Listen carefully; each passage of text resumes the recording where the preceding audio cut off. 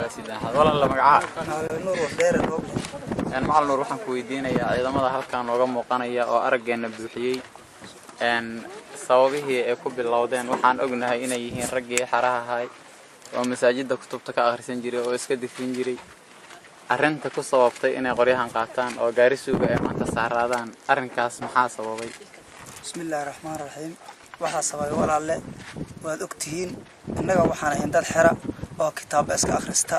oo dar ilaahay dhikriga oo akhriyo iska wardi ayaan ahayn nimankan khawaarijta ayaa yimaaday markii ay dhaheen wax dhikriga la qaadi karaa ma jiraan kitaab akhriskiina ay noo diideen yaan waxaan go'aansanay si daacada oo dar ilaahay inaan ugu jahaadno ogana sifayno dalka inagoo higsanayna kitaabka ilaahay inaan ku dhaqanno waayahay haddaba waxaan ka warhaynaa adigu inaad ku jirtid raggii arrimahaas bilaabay oo 8 nin ahay raggii arrimahaas bilaabay sababihii ay ku bilaabeen wax ma nooga sheegi kartaa sababahaas arintaas ay ku bilaabatay markii aan wax yar kaga taabto waxa dhacday nimankan khawaarijta ah inay go'aansadeen culimada inay xarig isugu wada geeyaan yaraha midkii ay isdhahan kitaabku aad u dhigan yahay ay soo xirxiraan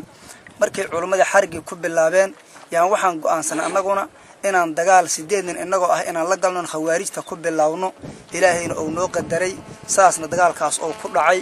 ayagiina maanta ilaahay guusha naga gaarsiiyay waxaan ognahay 8 wiil inay arintaan ka bilaabatay oo dagaalkan uu ka bilowday haddana waxaan aragnaa ciidan arageeni buuxiyay oo awood aad u cajab leh aad u xoog badan wata gurmadka intaas la eg xagee ka hesheen yaasa idinta kuleeya oo xagee awoodda ka hesheen walaalle gurmadka iyo ciidanka ilaahayga subkaanay rabbiga subkaanay taakuladana rabbi baa nasiya wax bixiyaan isaga uu gacan weyn innaguna waxa naga go'aana khawaarijta intay dalkeena ku jirto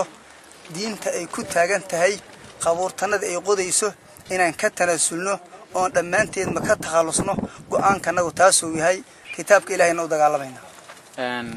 waayahay khawaarijtu waxay sheeganayaan nimankan khawaarijta ku magacaabaysan hadeer waxay sheeganayaan inaad idinku gaalatihiin oo Itoobiya iyo waxa la shaqeysaan oo ladinku eedeynayo maxaa ka jira inaad Itoobiya wax xiriir la leedahay ayaga waaba sad sheega way jirtaa oo ayaga wixii ka soo hara oo islaamka toosan ah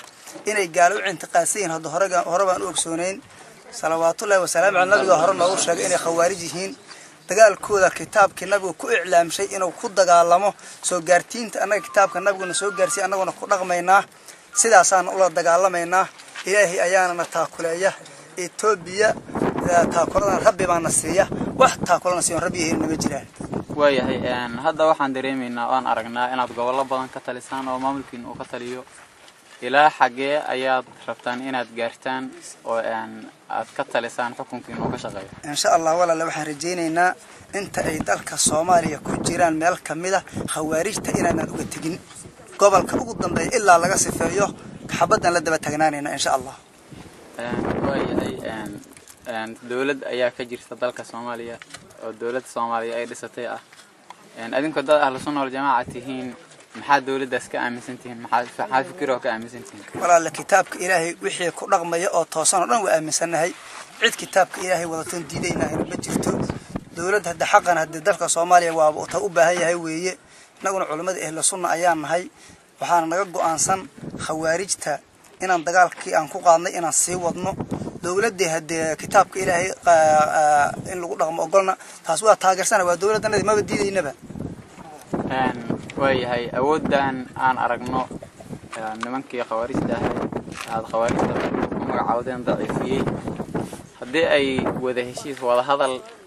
laga galo arintaas maxaad idinku ka qabtaan oo nabad arinka lagu soo dabaalo naga waxaan ka qabnaa nimankaas khawaarijta oo ilaahay saatan oo noo qadaray nana dhaafiyay inaysan nagu soo noqon wax wada hadal la galeynaa ma jiraan ilaa ay dalka Soomaaliya inta xabad uga jiro wax wada hadal la galeynaa ma jiraan